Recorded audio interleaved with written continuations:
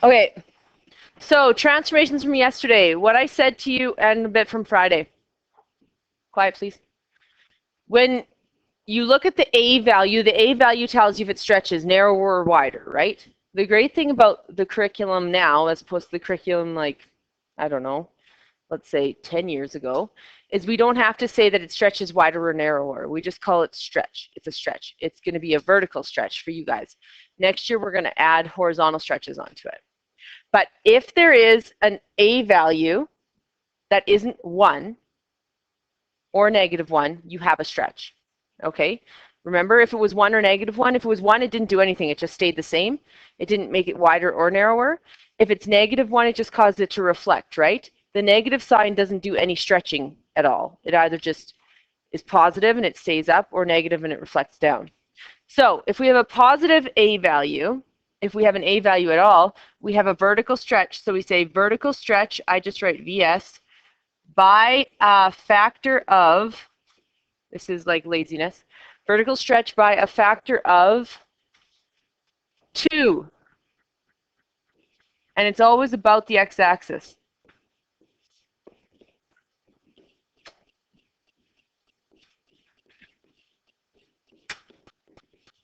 Wish my pen was thinner.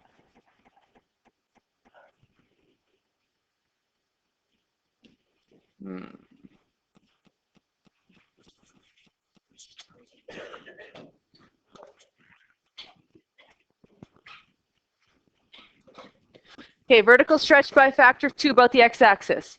You always list stretch, reflect, translate. So you always list them in the order SRT, just so you know. SRT. If you don't have a stretch, you just don't write it. If you don't have a reflection, you don't write it. If you don't have a translation, you don't write it. So we start SRT. So our stretch first, we have one. It's a vertical stretch by a factor of 2 about the x-axis. Is our A value negative? Is our A value negative? Is it a -2? No. So there's no reflection in the x-axis. Our parabola is concave up, right? Just like it was originally. So reflections, we don't have any. So we don't have to write R. T, translations. Do we have a horizontal translation at all? If that's 0, it didn't shift to the right or left at all, did it? So we have no horizontal translations. And we have a vertical translation 1. Which way are we going? Up, right? We always list vertical before horizontal, so we have a vertical translation 1 up. Vertical translation 1 up. And we have no horizontal translations. So we don't have to list reflections and horizontal translations if there aren't any. If any way there isn't a stretch or there isn't a reflection or there isn't a translation, you just don't write it. Okay? So you only write the transformations that happen. So the next one. Do we have a stretch? Do we have an A value that isn't 1 or -1? Yes, what's our A value? 2, correct? So is the one in front of our X. So we have a vertical stretch by a factor of 2 about the x-axis.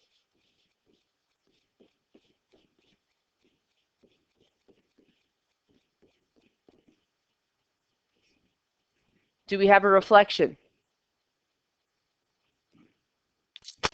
Do we have a negative A value?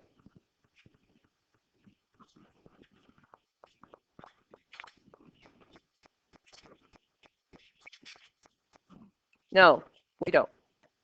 So we have no reflection because our A value is positive 2. We only get a reflection if we have a negative A. Do we have a vertical translation? Do we move up or down at all? Look at our Q value. What's our Q? 0. So do we move up or down at all? No. Do we horizontally move at all? Yes, we move 1 to the what? Left or right? Madison? Left or right? Left. So we have a vertical. Ooh, we do not have a vertical. We have a horizontal translation.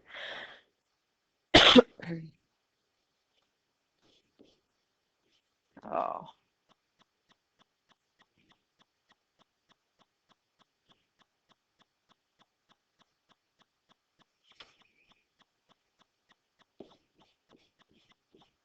Horizontal translation 1 left.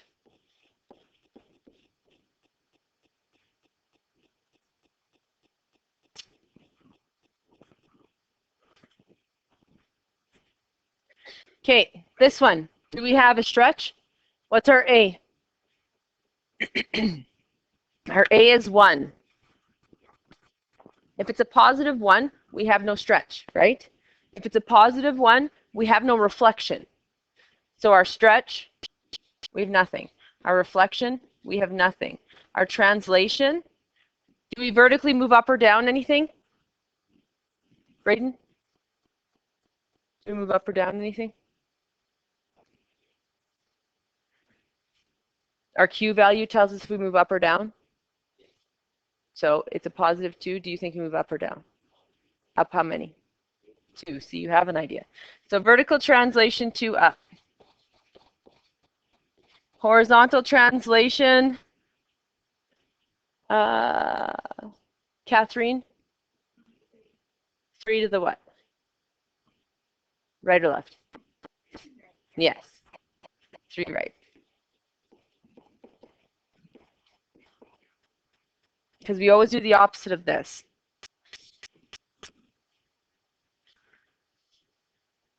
Number 4.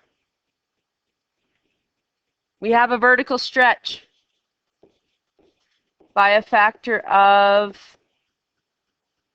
what, Sierra? Vertical stretch by a factor of what for this one? Nope, try the other one. 2. So our stretch is always by the A value in the front. So we have a vertical stretch by a factor of 2 about the x-axis.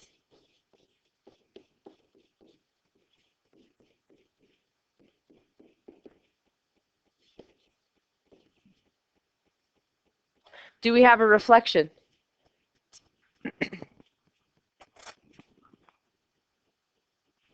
Taylor?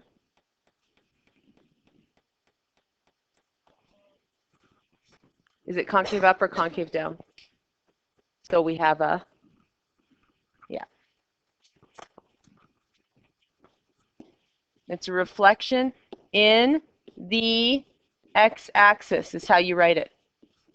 Reflection in the x-axis. So if that A value is negative, you have a reflection, yeah? No, this is A, P, Q. A, P, Q. This is your A, this is your P, this is your Q. Remember in the equation?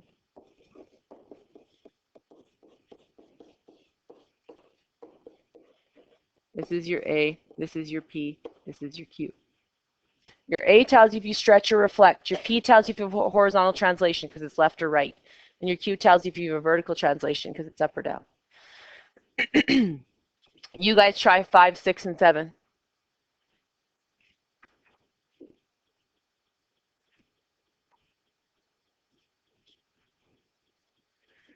Okay, so this one we have a vertical stretch by a factor of 2 about the x-axis. Your vertical stretches are never negative. The negative doesn't make it any more stretched or any less stretched. The negative causes a reflection, okay? So we have a vertical stretch by a factor of 2, not negative 2, about the x-axis. The negative makes us have a reflection in the x-axis.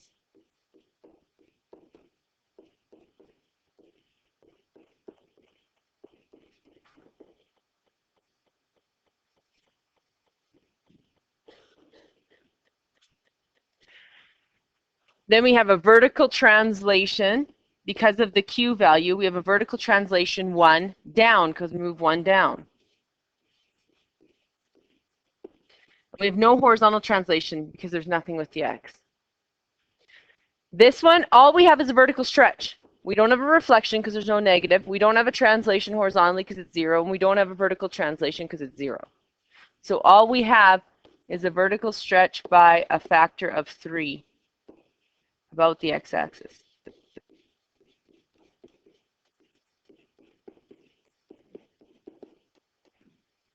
This one, we have a vertical stretch by a factor of 1/2 because that's the A value.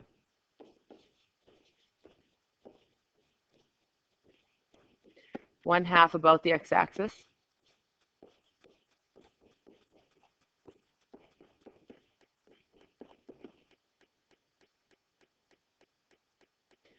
And then you have a reflection in the x-axis because of the negative sign here.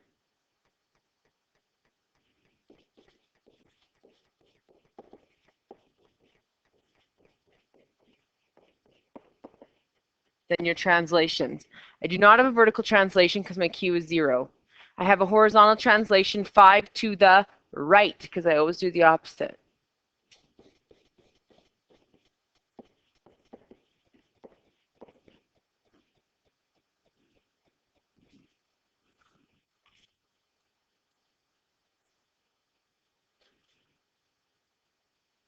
All right. So up till now, what I've done is I've given you a standard or a vertex form equation, vertex form. And then you guys had to give me the vertex or the axis symmetry or the domain and range, or you had to tell me the transformation from the equation. So you could look at the graph by plugging it in your calculator, right? Now, I'm going to give you a graph and you have to come up with the equation. Okay? So, how do you do this? Determine a quadratic function in vertex form for each graph. You follow the following steps. 1, find the vertex.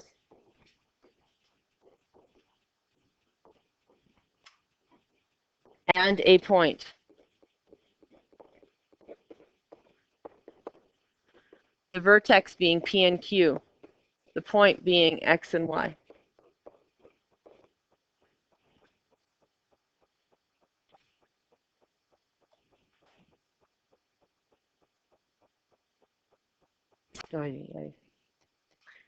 Two,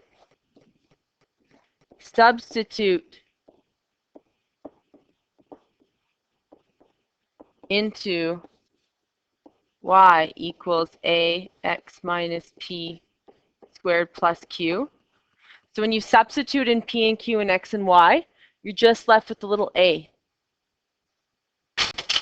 So substitute into y equals ax minus p squared plus q and solve for a.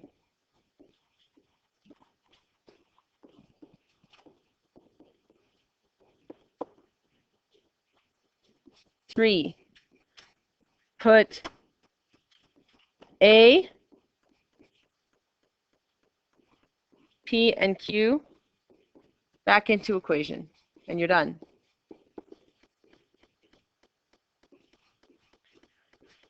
Everyone remembers to get the p and q eventually for the test, but everyone forgets to solve for that a value. So the first thing we need to do is get p and q and get a point.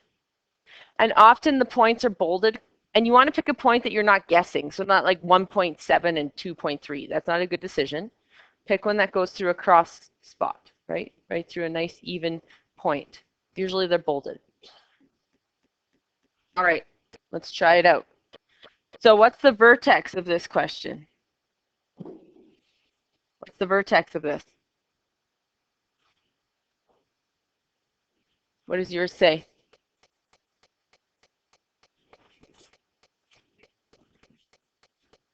Is it 5 and -4?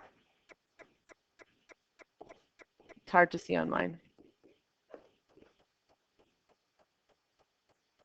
And then we have to pick another point. So remember, label this P, Q. It's your vertex, so it's P and Q.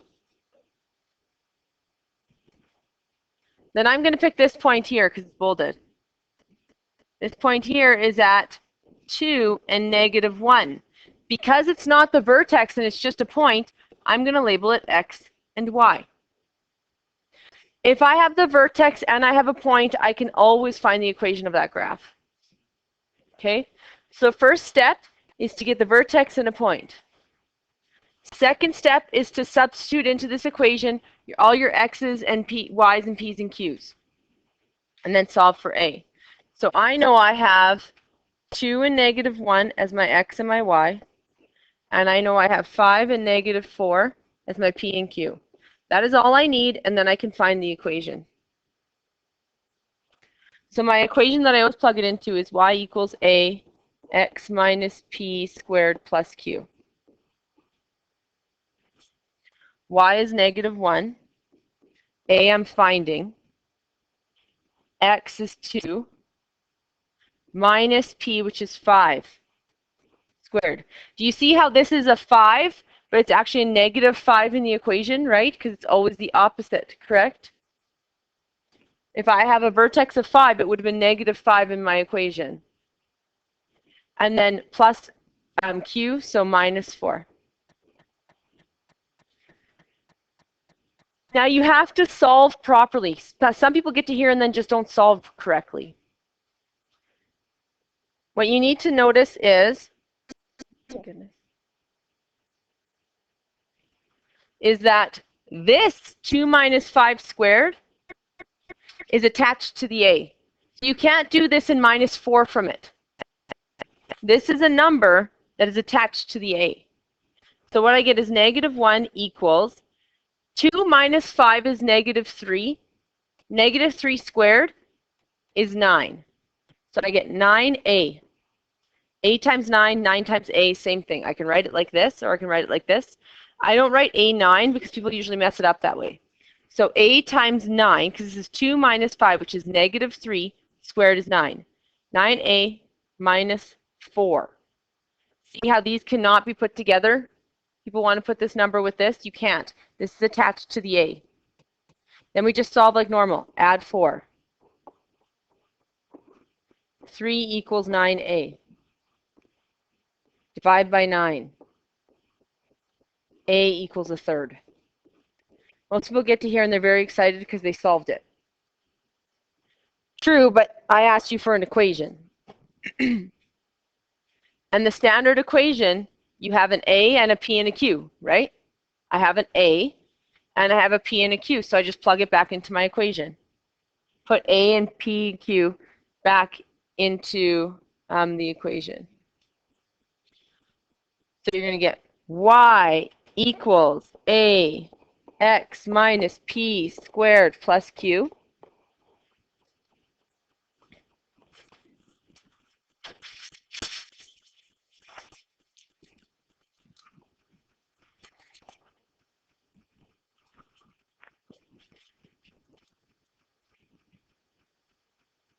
P and q is 5 and negative 4. So we have a, and then 5 and negative 4 was p and q. We just plug back in. So we get y equals a. A we found to be a third. X minus 5 squared minus 4. Done. So if I plug this into my calculator, it should look exactly like the question, right? So when you're done solving for the equation from a graph, plug it into your calculator. Just remember that this is 1/3. What do we always have to do with 1/3? With any type of fraction in our calculator? Put it in bracket.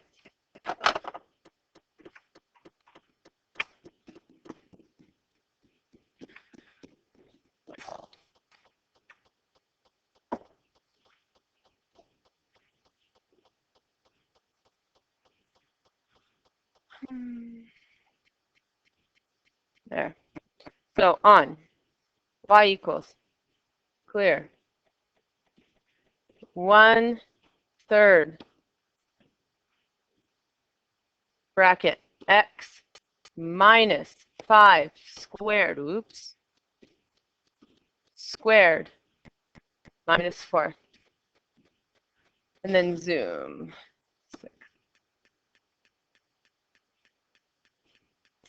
So that's my graph. Uh-oh. Okay. Now some people will say, just wait, we'll get that back. Some people will say, well, that's the graph and that's your graph. They don't match. They actually do match. What's different between this graph and my graph? Yeah. The 1 is more centered. The windows are different, right?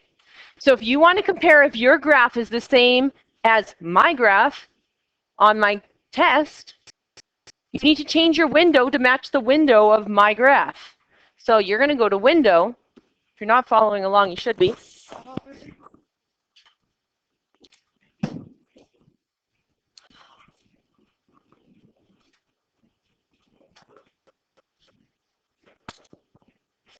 So what's my x minimum? What's the lowest my x goes to? Like -3, it looks like. -1, -2, -3. -3. Oh. Oh, wait. My x max goes to, looks like 13. And they go up by 1. So that's what the x scale means. My y minimum is -5. My y maximum looks like 10. And they go up by 1 as well.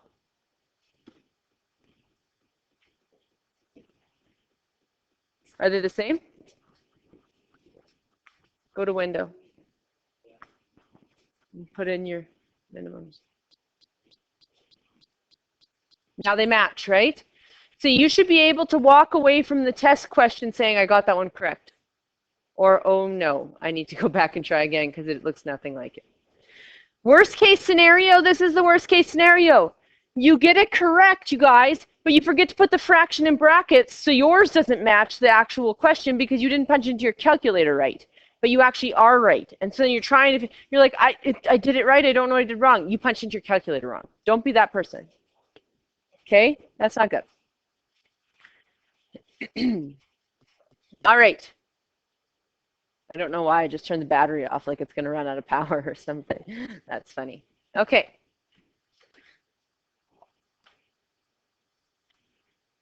Number 2. No, there it went away. Number 2, we need to come up with an equation. So we need vertex and a point.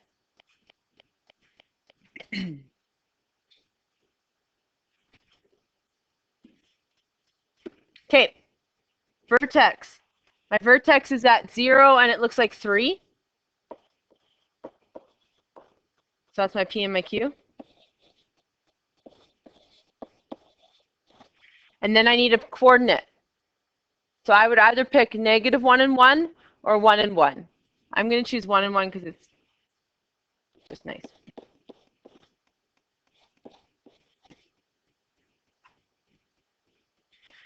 Now, what am I expecting my A value to be? Positive or negative? Negative, because it's down. So you know how many people give me this equation and tell me it's positive, and I'm like, but the graph is down? So remember, this is one of those we need to understand so that when we get the question, hey, does it make sense? So we know we're looking for an A value right off the bat that's going to be negative. So we plug it in. Y equals A x minus P squared plus Q. Y is 1. A we don't know. X is 1 minus 0 squared plus 3. So we have to do this next. 1 minus 0 is 1. 1 squared is 1. So I just get 1A here plus 3.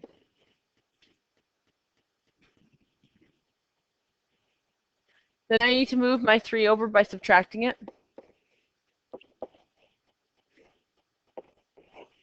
So I get -2 equals A, and I'm done. You can divide by the 1 if you really want to, but it's not going to do anything. So I have my A value.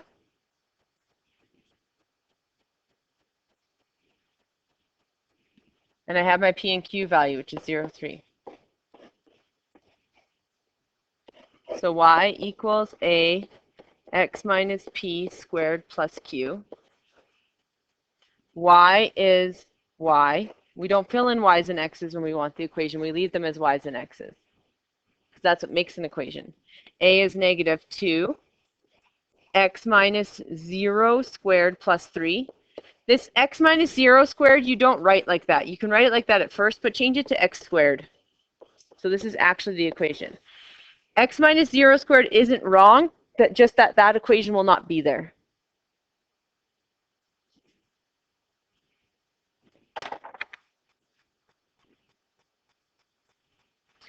So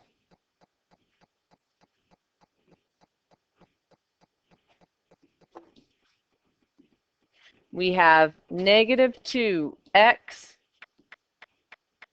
squared plus 3.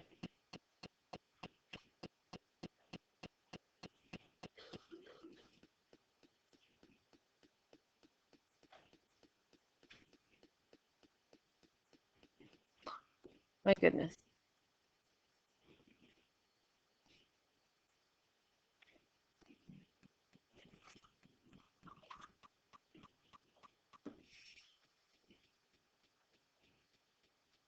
If I use the calculator, it bogs my computer down, like, seriously. Just go. Well, you can check it on yours. Flip to the next page, do the next two. Maybe my computer will catch up.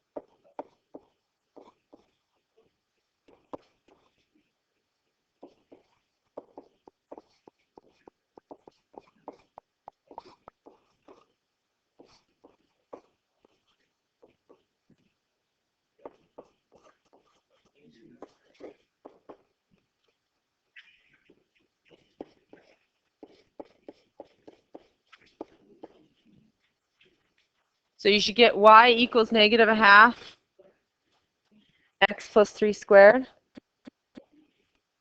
You don't have to put the plus 0 at the back. This one you get 2 and 1 as your P and Q.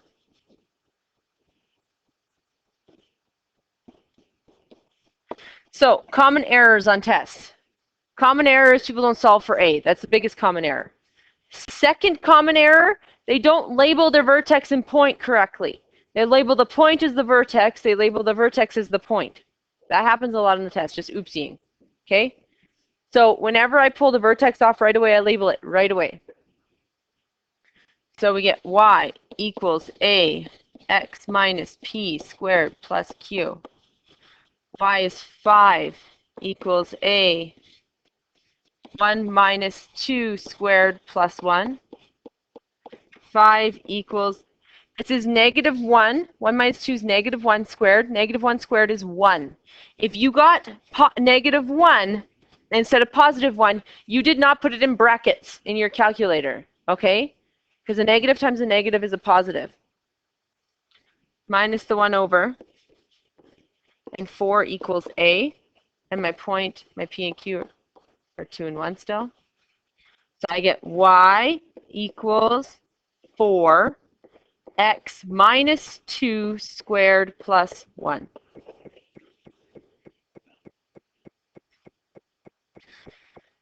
Alrighty. Last question. Suppose a parabolic archway has a width of 280 centimeters. So from one side to the other, on the bottom of that arch is 280 centimeters. It has a height of 216 at its highest point. Write a quadratic function in standard vertex form that models the shape of this archway. What do I need in order to make an equation? I need a point and the what to make an equation? And the vertex. What I always do is just treat the middle of this. Treat the middle of this as 0, 0. Like on a Cartesian plane, that is 0, 0. It's the easiest way to do this question. You could treat this as at 0, 0, or you could treat this side as 0, 0, but it's easiest if you just treat the center of the parabola as 0, 0. What would that make our vertex be then? How far horizontally did I move? None. How far up did I move? 216. So my vertex would be at 0 and 216. That would be my P and my Q. Then I either pick a point on this side of the vertex, or on this side of 0, 0, or on the bottom of this side of 0, 0, because that's the only point I can guarantee. So this point would be at something in 0, because it's a height of 0. What would that something be? Yeah. 280 is the whole thing. So, yeah. So 140.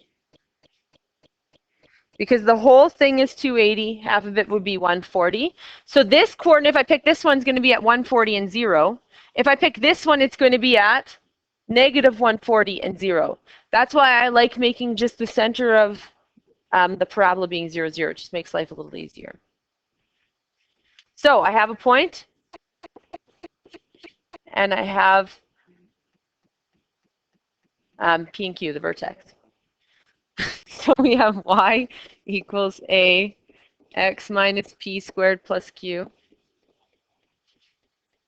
Y is 0 equals a x we said was 140 minus p we said is 0 squared plus 216.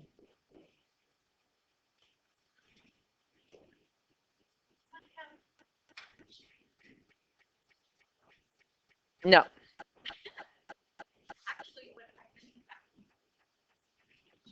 No.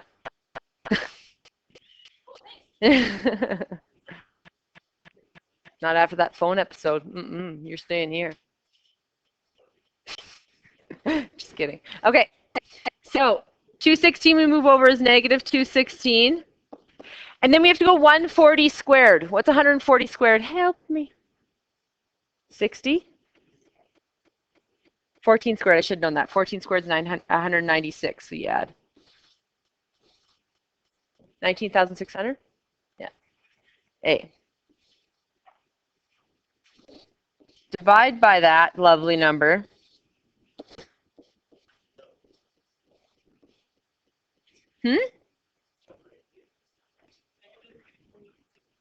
No, 140 squared is that.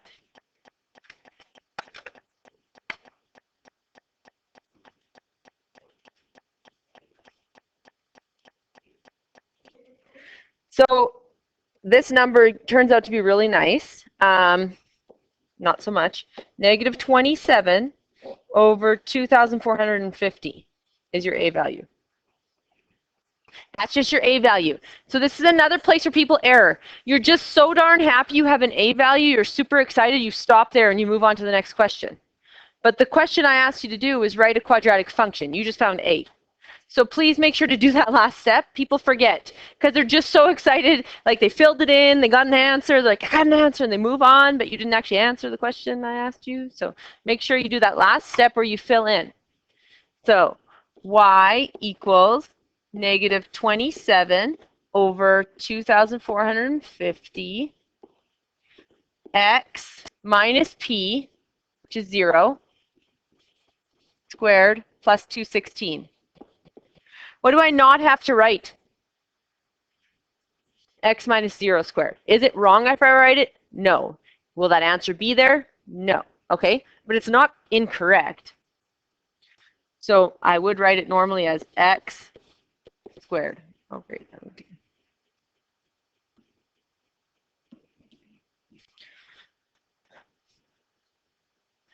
Now, here's the catch.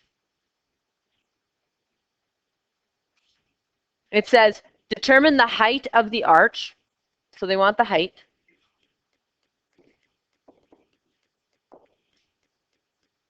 At a point that is 50 centimeters from the edge. So they're giving me a width of 50, correct?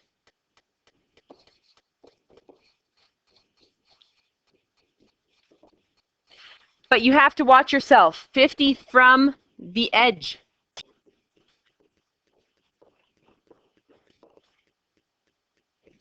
So that's not 50. 50 from the edge. Oh, it's going to make it thick again. 50 from the edge.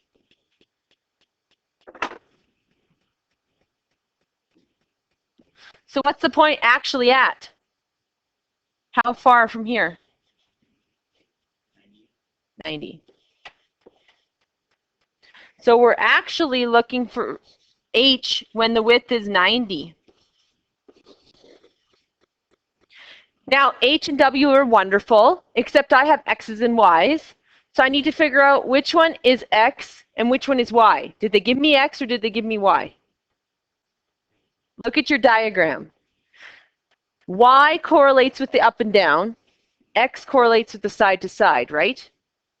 So they gave us x because they gave us the width. They gave us this. They want the height. Yeah.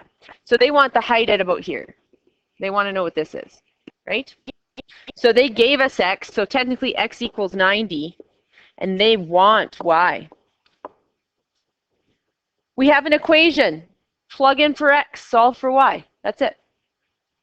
So we're going to go y equals negative 27 over 2450.